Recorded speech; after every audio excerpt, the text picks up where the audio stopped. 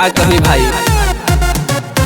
रात रात भो बात कोके हमरा से मुलाकात कोके कहवाई तुझा करत हिया। दिल तोड़ के हाथ जोड़ के भतर पूजा करतिया। दिल तोड़ के हाथ जोड़ के भतर पूजा करतिया।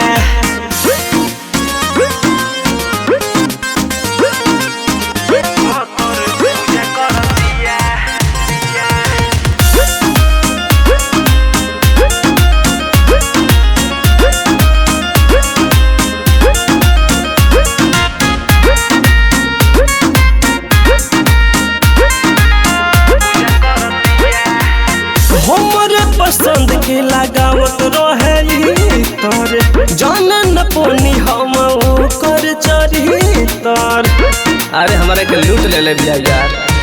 सुना हमरे पसंद के लगावत रहे तर जान न पोनी हम कर चढ़ी तो। शादी के वो झांसा देके मेहर बने के आशा देके इज्जत हमर लूचा करत हिया। दिल तोड़ के हाथ जोड़ के भतर पूजा करतिया। दिल तोड़ के हाथ जोड़ के भतर पूजा करतिया।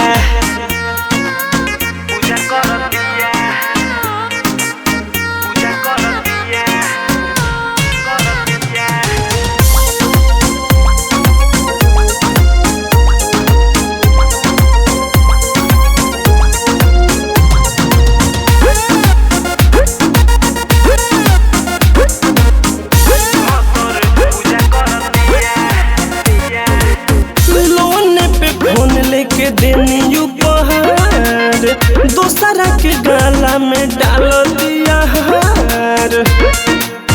अरे हम तो बर्बाद हो गए नहीं भाई। लोन पे फोन लेके देनी उपहार दूसरा के गला में डाल दिया हार। सोच के संभार के वीर विकास के धर के राकेश रंजन संग चूजा करत हिया। दिल तोड़ के हाथ जोड़ के भतर पूजा करतिया। दिल तोड़ के हाथ जोड़ के भतर पूजा करतिया।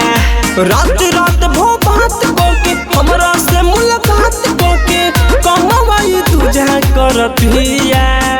दिल तोड़ के हाथ जोड़ के भतर पूजा करतिया। दिल तोड़ के हाथ जोड़ के भतर पूजा करतिया।